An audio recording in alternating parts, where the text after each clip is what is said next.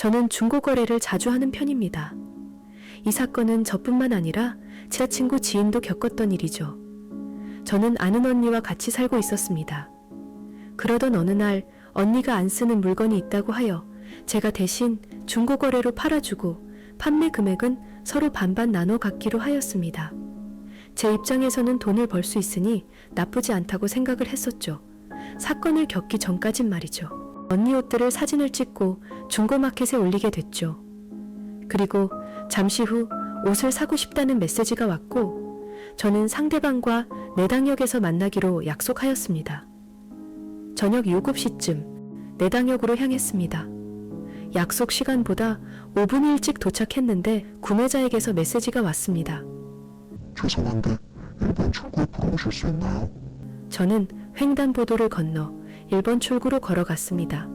출구 앞에는 흰색 자동차 한 대가 서 있었고 제가 가까이 다가가니 창문이 열렸습니다. 근데 좀 당황스러웠던 게 40대 정도의 남자였습니다. 처음에는 여자친구나 아내 선물인가 싶었는데 선물을 새 옷도 아니고 중고를 사는 게 이해가 안 돼 머리가 복잡해졌습니다. 그때 아저씨가 말하였습니다. 저기요, 잠깐 차에 타서 옷 좀 봐도 될까요? 저는 내려서 직접 보시는 게 좋을 것 같다고 했습니다. 그럼 그냥 살게요. 그 말만 하고 돈을 줬습니다. 제가 돈을 받자마자 남자는 곧장 출발하였고 중고거래는 그렇게 끝이 났습니다. 저는 집으로 들어와 언니에게 방금 있었던 상황을 말했습니다. 언니도 뭔가 이상하다는 표정을 짓고는 구매자의 중고마켓 아이디를 검색했습니다.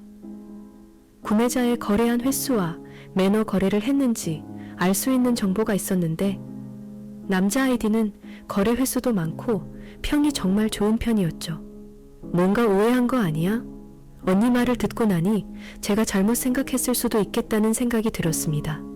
그런 일이 있고 나서 한 달 정도가 지나 다시 그 남자와 거래를 하게 됐고 이번에도 차에서 내리지 않고 돈만 주고 가더라고요. 그때까지는 특이한 사람이다 정도로만 생각했습니다.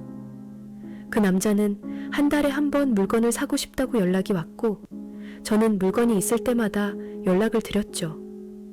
그렇게 자주 거래하다 보니 친해지게 되어 그날은 제가 왜 확인 없이 물건을 바로 사는지 물어봤습니다. 아저씨가 대답했습니다. 저도 확인하고 싶은데 낯가림이 심해서요. 그리고 이야기를 더 들어보니 여자 옷뿐만 아니라 여러 물건을 사는데 저렴하게 사서 선물도 하고 어려운 사람들에게 주기도 한다더군요. 그 말을 듣고 지금까지 괜한 오해를 한 것 같아 죄송한 마음까지 들었죠. 그때 아저씨가 말했습니다. 차에 잠깐 타세요. 오늘은 물건 좀 보고 싶네요. 그 이야기를 듣고 차에 타려는데 그때 친구에게 전화가 왔습니다. 그걸 보고 갑자기 돈을 주고 그냥 가버리는 겁니다. 그게 마지막 거래였고 제가 메시지를 보내도 답이 없더라고요. 그렇게 3개월 정도 지났을 거예요. 친구가 캠핑 용품을 중고로 알아보고 있더군요. 그런 주제로 이야기를 하고 있다가 친구가 뭔가 생각이 났는지 충격적인 말을 꺼내는 겁니다. 아는 학교 선배가 중고 거래를 위해 내당역에서 약속을 잡고 구매자를 만났다고 했죠. 그런데 차에서 내리지 않고 계속 차에 타라고 했답니다. 왜 그러냐고 물어보니 본인이 낯가림이 심하다고 차 안에서 물건을 보고 싶다고 했습니다. 선배는 같은 남자라 의심 없이 차에 탔는데 차에 올라타자마자 갑자기 아무 말 없이 출발을 했답니다. 뭐 하냐고 당장 세워달라고 했더니 뒷좌석에서 다른 남자가 튀어나와 선배를 위협했습니다.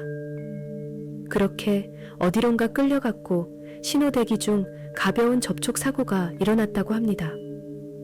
틈을 타 선배는 도망갈 수 있었다는 그런 이야기였죠. 친구 이야기를 듣고 제가 거래했던 일이 생각나 물어봤습니다. 근데 혹시 그 자동차 흰색 아니냐고 하니 어떻게 알았냐고 깜짝 놀라더라고요. 그래서 제가 거래했던 일을 말을 해줬더니 같은 동일범이 맞는 것 같다면서 큰일 날 뻔했다고 했죠. 그리고 생각해보니 아이디에 적힌 거래 횟수와 매너 거래 평점은 좋을 수밖에 없더라고요. 차 타기 전까지 아무 문제가 없으니 매너 거리였던 거고 차 타고 나서는 더 이상 평가를 할 수 없는 상황이었던 거죠. 다행히 선배는 접촉사고로 인해 도망칠 수 있었지만 그게 아니었더라면 정말 섬뜩하더라고요. 만약 그날 제가 차에 탔다면 여기에 사연을 보내지도 못했을 겁니다. 그리고 남자는 아직 검거를 하지 못했다고 들었어요. 여러분들도 중고마켓 거래할 때 평가가 좋더라도 항상 조심하시길 바랍니다.